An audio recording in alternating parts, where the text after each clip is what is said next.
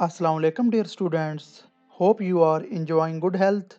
So, before starting our today lecture, kindly students subscribe my YouTube channel and press the bell icon ताकि आने वाली हर video आप तक पहुंचते रहे। आज का जो हमारा लेक्चर है उसका टॉपिक है बेसिक इन्वेस्टिगेशन प्रोसीजर कि किसी भी कंपनी में कोई भी इंसिडेंट हो जाए, नेर मिस हो जाए या एक्सीडेंट हो जाए, उसको हमने किस तरह इन्वेस्टिगेट करना है, उसका प्रोसीजर हमारे पास क्या है।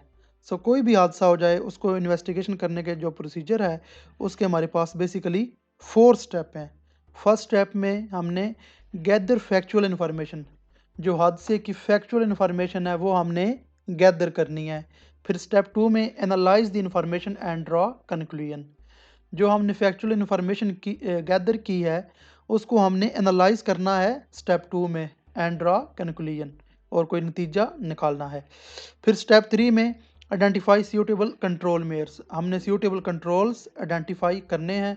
फिर स्टेप 4 में प्लान दी रिमेडियल एक्शन, हमने रिमेडियल एक्शन प्लान करने हैं ताकि आइंदा हादसा ना हो। ये बेसिक इन्वेस्टिगेशन प्रोसीजर है। इसके जो मुख्तलिफ स्टेप्स हैं नेक्स्ट स्लाइड में इनको हम फुल डिटेल में पढ़ेंगे। जो बेसिक इन्वेस्टिगेशन प्रोसीजर होता है उसका जो फर्स्ट स्टेप है वो हमारे पास है गैदरिंग इन्फॉर्मेशन। हमने इन्फॉर्मेशन गैदर करनी है, इकट्ठी करनी है। जो इन्फॉर्मेशन हमने गैदर करनी है इंसिडेंट की वो बिल्कुल हकीकी होनी चाहिए।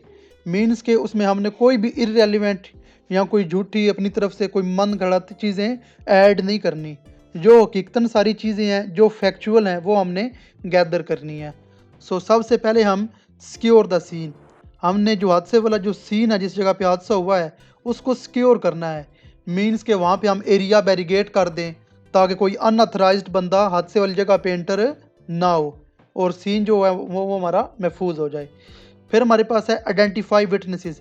फिर हादसे के हमने विटनेसेस जो हैं उनको आइडेंटिफाई करना है। विटनेसेस कहते हैं जिनकी मौजूदगी में हादसा हुआ है, जो जब हादसा हुआ था जो देख रहे थे, जो ऐनी शाहिदीन थे हादसे के, उनको हमने आइडेंटिफाई करना है। अगर हादसे के एक से ज़्यादा बहुत सारे विटनेसेस हैं तो फिर हमने उनको इकट्ठा एक जगह पे नहीं करना, उन सब को हमने अलग अलग कर देना है।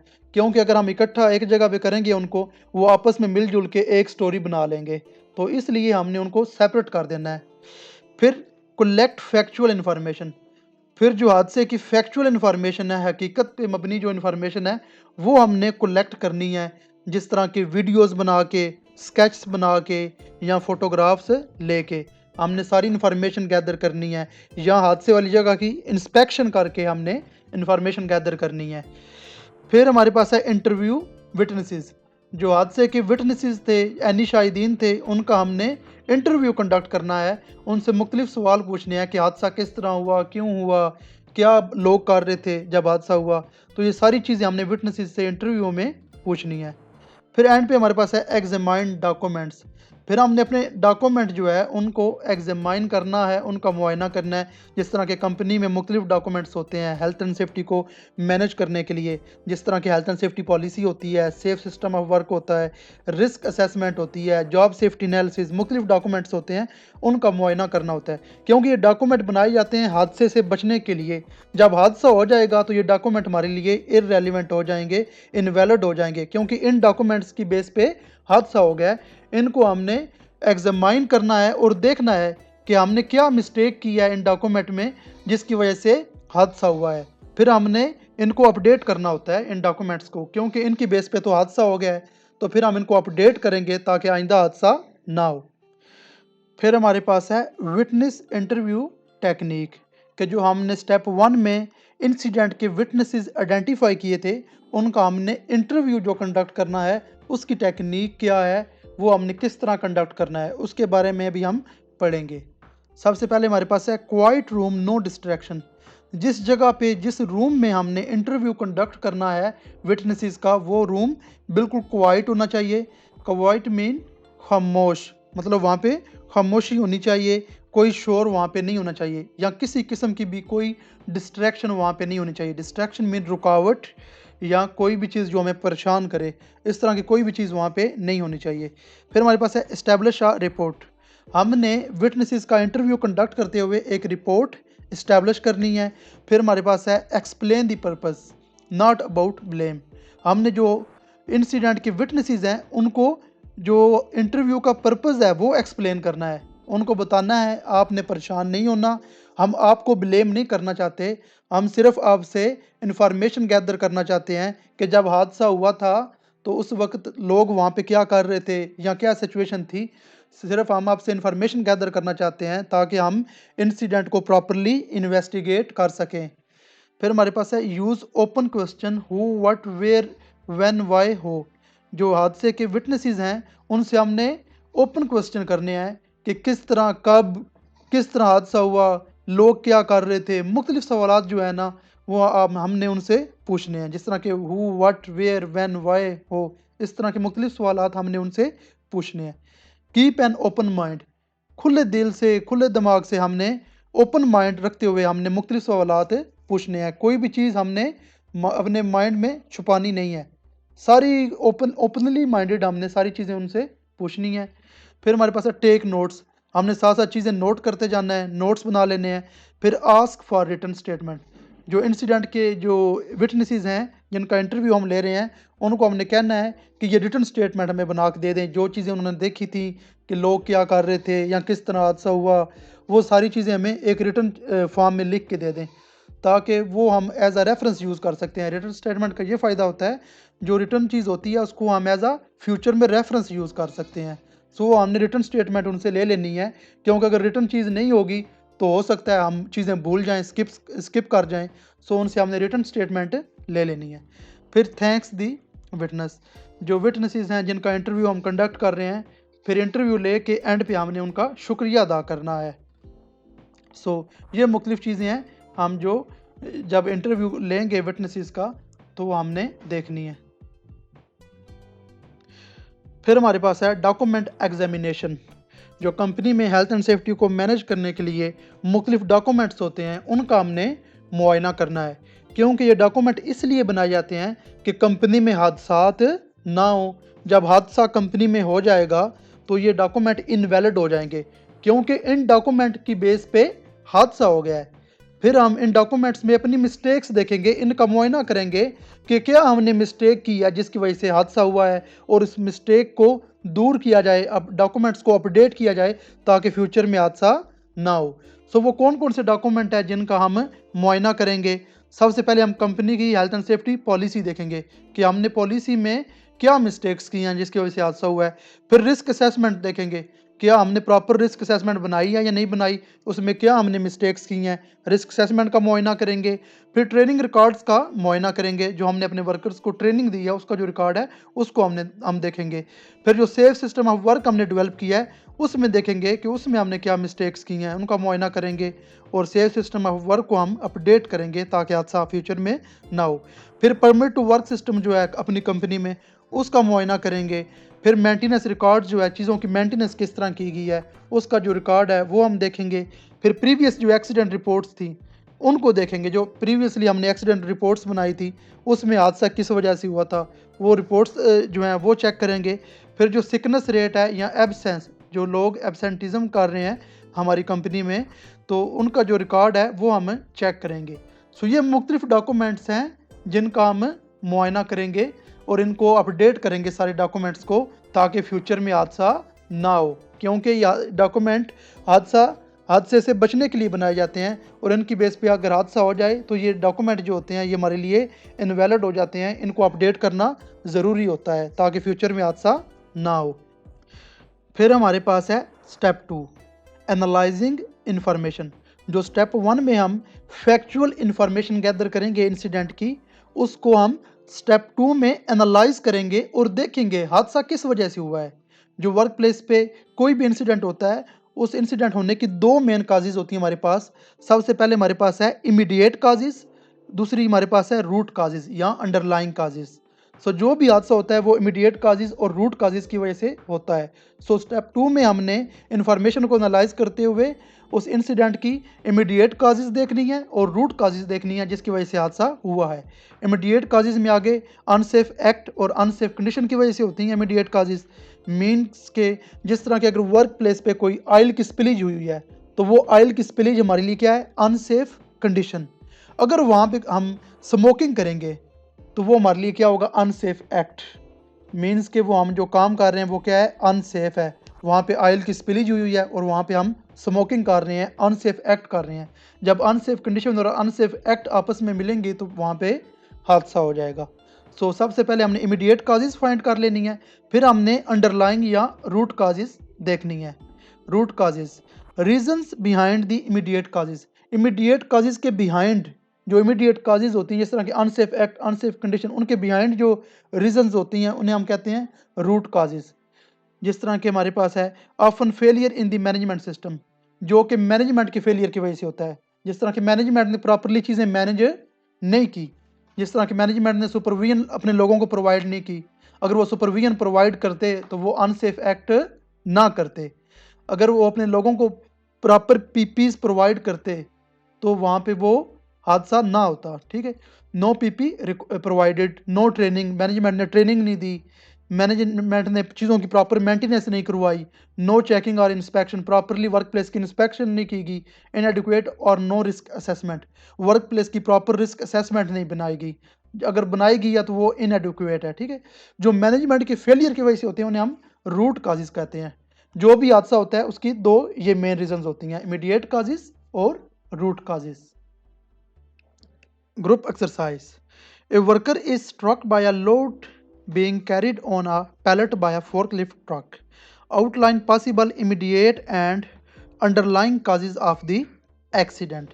कि एक वर्कर है वो मारा गया है, किस वजह से मारा गया है कि एक फोर्कलिफ्ट ट्रक था, वो लोड उठा रहा था अपने पैलेट पे। ये पैलेट है, ये बना हुआ पैलेट, इसके ऊपर ये लोड पड़ा हुआ है। ठीक है, एक फोर्कलिफ्ट ट्रक लोड उठा रहा था और वहाँ पे एक वर्कर मारा गया है। ये जो हादसा हुआ है जिसमें ये वर्कर मारा गया है, इसके इमीडिएट काजेज क्या हैं और अंडरलाइंग काजेज मींस के रूट काजेज क्या हैं, वो हमने अभी बतानी है कि जिसकी वजह से ये वर्कर मारा गया है। सो इस क्वेश्चन का आंसर नेक्स्ट स्लाइड में है। सो फोर्कलिफ्ट ट्रक एक्सीडेंट, जो फोर्कलिफ्ट ट्रक का एक्सीडेंट हुआ है जिसकी वजह से वर्कर वहाँ पे मारा गया है, उसकी क्या काजेज हो सकती हैं। सो हमारे पास दो किस्म की काजेज हैं, एक हमारे पास हैं इमीडिएट काजेज और दूसरी हैं अंडरलाइंग या रूट काजेज। सो इस हादसे की इमीडिएट काजेज हमारे पास क्या हैं। Immediate causes basically unsafe act और अनसेफ कंडीशन की वजह से होती हैं। सो पॉसिबल इमीडिएट काजेज क्या हो सकती हैं इस एक्सीडेंट की। सबसे पहले हमारे पास है failure to secure the pallet. हो सकता है जो फोर्कलिफ्ट ट्रक ड्राइवर था वो पैलेट के ऊपर जो लोड पड़ा होता है उसको सिक्योर करने में फेल हो गया हो, जिसकी वजह से पैलेट पे जो लोड था वो इम्बैलेंस हो के नीचे गिरा हो और वर्कर के ऊपर वो गिर गया हो, जिसकी वजह से वर्कर मारा गया है। सो पहले ये मेन रीज़न है। फिर हमारे पास है poor positioning of the truck close to the pedestrian exit. Pedestrian कहते हैं पैदल चलने वाले, जो पैदल चलने वाले हैं उनका जो बाहर जाने का रास्ता है हो सकता है उसके करीब फोर्कलिफ्ट ट्रक को खड़ा किया गया है, जिसकी वजह से ये हादसा पेश आया है। फिर हमारे पास aggressive braking by the driver, driver जो है वो एग्रेसिव ब्रेकिंग लगा रहा है जिसकी वजह से ये हादसा पेश आया है। फिर हमारे पास है inattentive pedestrians steps into the path of the forklift truck. कोई इनअटेंटिव पैदल चलने वाला है, इनअटेंटिव मीन गाफिल, जो अपने आप में खोया हो, जिसको मतलब अटेंशन ना हो कि आगे क्या हो रहा है। सो हो सकता है इनअटेंटिव जो पेडिस्ट्रियन है, पैदल चलने वाला है, वो फोर्कलिफ्ट ट्रक के रास्ते में आ गया हो जिसकी वजह से हादसा पेश आया है। सो ये पॉसिबल इमीडिएट काजेज हो सकती हैं इस हादसे की। फिर हमारे पास है पॉसिबल अंडरलाइंग रूट काजेज। सो इस हादसे की रूट काजेज क्या हो सकती हैं। रूट काजेज जो होती हैं वो मैनेजमेंट के फेलियर की वजह से होती हैं, जिस तरह के मैनेजमेंट ने ट्रेनिंग प्रोवाइड नहीं की, proper personal protective equipment provide नहीं किए, रिस्क असेसमेंट नहीं बनवाई मुख्तलिफ एक्टिविटीज़ की, या JSA नहीं बनवाया, या सेफ सिस्टम ऑफ वर्क नहीं बनवाया, permit to work system implement नहीं किया। जो मैनेजमेंट की फेलियर की वजह से होती हैं उन्हें हम रूट काजेज कहते हैं। और भी मुख्तलिफ रूट काजेज हो सकती हैं। सो इस हादसे के रूट काजेज हमारे पास क्या है। सबसे पहले हमारे पास है no training for the driver. हो सकता है ड्राइवर को प्रॉपर ट्रेनिंग प्रोवाइड नहीं की गई जिसकी वजह से हादसा पेश आया है, क्योंकि अगर ड्राइवर को प्रॉपर ट्रेनिंग दी जाती तो वो प्रॉपर लोड को पैलेट पे सिक्योर करता और वो लोड नीचे ना गिरता और वर्कर की डेथ ना होती। फिर हमारे पास है lake of segregation of vehicles and pedestrian. Segregation कहते हैं कि सेपरेट करना या तकसीम करना, ठीक है। हो सकता है वहाँ पे जो व्हीकल का रास्ता है और जो पेडेस्ट्रियन पैदल चलने वाले रास्ते हैं वो सेपरेट ना किए गए हों, क्योंकि अगर सेपरेट रास्ते बने होते व्हीकल्स के और पेडेस्ट्रियंस के तो ये हादसा पेश ना आता। ये मैनेजमेंट का ही मेन फेलियर है। फिर हमारे पास है पुअर ड्राइवर इंडक्शन। हो सकता है ड्राइवर को इंडक्शन ट्रेनिंग नहीं दी गई। इंडक्शन का मतलब क्या होता है, जब भी कोई बंदा न्यू एम्प्लॉय आता है किसी भी कंपनी में तो उसको एक पहले उसको ओरिएंटेशन या इंडक्शन ट्रेनिंग दी जाती है। हो सकता है कंपनी ने अपने ड्राइवर को इंडक्शन ट्रेनिंग वगैरह प्रोवाइड नहीं की। फिर हमारे पास है पुअर ट्रक मेंटेनेंस। हो सकता है ट्रक की प्रॉपरली मेंटेनेंस वगैरह नहीं की गई जिसकी वजह से ये हादसा पेश आया। फिर हमारे पास है नो रिफ्रेशर ट्रेनिंग। जो रिफ्रेशर को ट्रेनिंग दी जाती है जब भी कोई न्यू बंदा कंपनी में आता है, हो सकता है ड्राइवर को रिफ्रेशर ट्रेनिंग वगैरह प्रोवाइड नहीं की गई। जो रिफ्रेशर ट्रेनिंग होती है उसको हम इंडक्शन ट्रेनिंग भी कह सकते हैं। सो ये सारी चीज़ें मैनेजमेंट की फेलियर की वजह से हैं। जो मैनेजमेंट की फेलियर की वजह से होती हैं वो रूट काजेज होती हैं, और जो अनसेफ एक्ट और अनसेफ कंडीशन की वजह से होती हैं वो इमीडिएट काजेज होती हैं। सो फोर्कलिफ्ट ट्रक एक्सीडेंट की ये पॉसिबल इमीडिएट और रूट काजेज हैं हमारे पास। Step 3, identifying suitable control measures. Step 3 में हम सूटेबल कंट्रोल मेयर्स आइडेंटिफाई करते हैं। जो हमने स्टेप 2 में इमीडिएट काजेज और रूट काजेज फाइंड की थी इंसिडेंट की, उन काजेज को दूर करने के लिए हम कंट्रोल मेयर्स आइडेंटिफाई करते हैं स्टेप 3 में, ताकि हादसा फ्यूचर में दोबारा ना हो। सो जो इमीडिएट काजेज होती हैं वो अनसेफ एक्ट और अनसेफ कंडीशन की वजह से होती हैं। सो इमीडिएट काजेज के कंट्रोल मेयर्स क्या हैं? सबसे पहले हमारा कंट्रोल है क्लीन अप दी स्पिल, कि अगर कोई भी वर्क प्लेस पे स्पिलेज हो गई है, जिस तरह के वाटर की स्पिलेज हो गई है तो हम स्लिप होके गिर सकते हैं, या ऑयल की स्पिलेज हो गई है तो उसको हम क्या करें, क्लीन कर दें। किसी भी केमिकल की स्पिलेज हो गई है या किसी भी लिक्विड की स्पिलेज हो गई है, उसको हम क्या कर दें, क्लीन कर दें। जब क्लीन कर देंगे तो वहाँ पे हादसा पेश नहीं आएगा। फिर हमारे पास है रिप्लेस द मिसिंग गार्ड। अगर कोई डेंजरस मशीनरीज हैं इंडस्ट्री में, उनके जो गार्ड हैं वो मिसिंग हैं, तो हम उनको रिप्लेस कर दें या उनकी जगह पे कोई न्यू गार्ड लगा दें जो मिसिंग गार्ड है उसकी जगह पे। फिर हमारे पास है रिलोकेट द ट्रेलिंग केबल। जो ट्रेलिंग केबल हमारे रास्ते में पड़ी हुई हैं, जो इलेक्ट्रिसिटी की मुख्तलिफ वायर्स हैं, तो वो हमारे लिए क्या है, हैज़र्ड हैं, जिसकी वजह से हम स्लिप ट्रिप होकर नीचे गिर सकते हैं। तो उनकी हम क्या करें, जो हमारे रास्ते में केबल्स पड़ी हुई हैं उनकी लोकेशन चेंज कर दें, उनको रीलोकेट करें ताकि हमारे रास्ते में कोई भी हैज़र्ड ना हो। सो ये इमीडिएट काजेज के कंट्रोल मेयर्स हैं। सो फिर हमारे पास है फॉर अंडरलाइंग रूट काजेज। सो जो अंडरलाइंग या रूट काजेज होती हैं उनके कंट्रोल मेयर्स क्या हैं? जो रूट काजेज होती हैं वो बेसिकली मैनेजमेंट की फेलियर की वजह से होती हैं। सो इनके कंट्रोल्स क्या हैं? More difficult, need to make changes in management system. ये हमारे लिए बहुत मुश्किल होता है रूट काजेज के कंट्रोल में सजेस्ट करना, क्योंकि रूट काजेज होती हैं मैनेजमेंट की फेलियर की वजह से। तो इसके लिए हमें पूरा जो मैनेजमेंट है उसका सिस्टम चेंज करना पड़ेगा। हमें न्यू बंदे हायर करना पड़ेंगे, जिस तरह के सेफ्टी सुपरवाइज़र, ऑफिसर्स या मैनेजर्स हमें न्यू हायर करना पड़ेंगे। फिर उनको ट्रेनिंग देना पड़ेगी, फिर उनको सुपरविजन सब कुछ A to Z हम फिर नए सिरे से करेंगे। सो इसलिए ये हमारे लिए बहुत मुश्किल मरला होता है रूट काजेज़ को सॉल्व करना। सो स्टेप 3 में हमने इमीडिएट काजेज़ और रूट काजेज़ के कंट्रोल मेयर्स सजेस्ट करने हैं ताकि सिमिलर इंसिडेंट फ्यूचर में दोबारा ना हो। स्टेप 4 हमारे पास है प्लानिंग दी रिमीडियल एक्शन। स्टेप 4 में हमने रिमीडियल एक्शन प्लान करने हैं। जिस तरह के स्टेप 3 में हमने कंट्रोल मेयर्स सजेस्ट किए थे इमीडिएट काजेज़ और रूट काजेज़ को कंट्रोल करने के लिए। सो जो वो कंट्रोल मेयर हैं वो हमारे क्या है, रिमीडियल एक्शन है। जिस तरह के अगर हम बीमार हो जाएं, डॉक्टर के पास जाते हैं, डॉक्टर हमें मेडिसिन लिख के देते हैं। सो जो डॉक्टर मेडिसिन लिख के देते हैं वो उनका क्या होता है, रिमीडियल एक्शन होता है। सो जो हमने पीछे कंट्रोल मेयर्स देखे थे इमीडिएट काजेज़ और रूट काजेज़ को कंट्रोल करने के लिए, वो अभी कंट्रोल मेयर्स जो हैं वो हमने प्लान करने हैं, जिन्हें हम रिमीडियल एक्शन कहते हैं। So dangerous condition must be dealt with immediately. कोई डेंजरस कंडीशन है, ख़तरनाक सूरत हाल है, उसको हमने जल्दी से डील करना है। जिस तरह के कोई एक्टिविटी उसमें हैज़र्ड रिस्क लेवल ज़्यादा है तो उसको हम सबसे पहले डील करेंगे। फिर है हमारे पास इंटर्म एक्शन में भी पॉसिबल। इंटर्म एक्शन कहते हैं जो आर्जी तौर पे, अबूरी तौर पे हम एक्शन लेते हैं, या जिन्हें हम शॉर्ट टर्म कंट्रोल्स कहते हैं। अगर पॉसिबल है तो हमने शॉर्ट टर्म कंट्रोल्स सजेस्ट करने हैं ताकि कोई भी हैज़र्ड या रिस्क हमें नुकसान ना पहुंचाए। जिस तरह के अगर कोई मशीनरी है वहाँ पे एक्सेसिव साउंड पैदा कर रही है, वहाँ पे बहुत ज़्यादा शोर है, तो हम अपने वर्कर्स को एयर प्लग या एयर मफ प्रोवाइड कर देंगे एज अ इंटरम एक्शन। फिर हमारे पास है underlying causes will require more complex action. जो अंडरलाइंग काजेज होती हैं वो मैनेजमेंट की फेलियर की वजह से होती हैं, उनके लिए हमें बहुत कम्प्लेक्स एक्शन, पेचीदा एक्शन लेना पड़ते हैं। विल टेक टाइम, इसके लिए हमें बहुत ज़्यादा टाइम चाहिए क्योंकि पूरी मैनेजमेंट का स्ट्रक्चर चेंज करना पड़ेगा, न्यू बंदे हायर करना पड़ेंगे, उसके लिए एफर्ट भी हमारी ज़्यादा लगेगी। डिसरप्शन, जो बिज़नेस है हमारा उसमें खलल पैदा होगा, रुकावट पैदा होगी और इस पर बहुत ज़्यादा हमें कॉस्ट आएगी, मनी लगेगी। फिर need for prioritisation, prioritisation mean तरजीह देना। हमने अंडरलाइन काजेज़ को कंट्रोल करने के लिए इनको भी हमें तरजीह देने की ज़रूरत है, इनको वैसे नहीं छोड़ देना, हमने इनको भी तरजीह देनी है। जो मैनेजमेंट है उसका स्ट्रक्चर थोड़ा बहुत तब्दील करना है ताकि मैनेजमेंट की फेलियर की वजह से कोई भी हादसा फ्यूचर में दोबारा ना हो। जो रिमीडियल एक्शन होते हैं वो हमने किस तरह प्लान करने हैं। ये नीचे आपको टेबल नज़र आ रहा है। सबसे पहले रिकमेंडेड एक्शन होता है, फिर प्रायोरिटी, फिर टाइम स्केल, फिर रिस्पॉन्सिबल पर्सन। रिकमेंडेड एक्शन क्या है? Introduce induction training for all new drivers. जो कंपनी में जब भी कोई न्यू ड्राइवर आएगा उसको इंडक्शन ट्रेनिंग दी जाएगी। ये क्या है? रिकमेंडेड एक्शन है। प्रायोरिटी क्या है? मीडियम। प्रायोरिटी मीडियम भी हो सकती है, हाई भी हो सकती है, लो भी हो सकती है। ये सिचुएशन पे डिपेंड करता है कि अगर वर्क प्लेस पे रिस्क लेवल या हैजर्ड्स ज़्यादा हैं जिसकी वजह से फ्यूचर में हादसा दोबारा हो सकता है, हम प्रायोरिटी हाई भी दे सकते हैं। ये सिचुएशन को देखते हुए हमने प्रायोरिटी देनी है।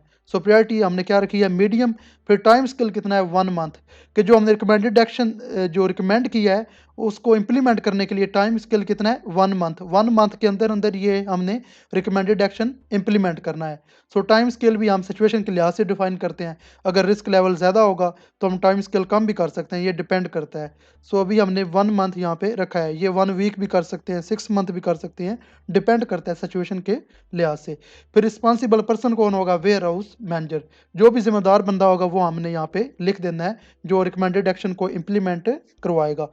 इस तरह हमने रिमीडियल एक्शन डिज़ाइन करने हैं और इम्प्लीमेंट करने हैं अपनी ऑर्गेनाइजेशन में ताकि फ्यूचर में सिमिलर इंसिडेंट दोबारा ना हो। यहाँ पे हमारा इंसिडेंट इन्वेस्टिगेशन प्रोसीजर का लेक्चर कंप्लीट हो गया है।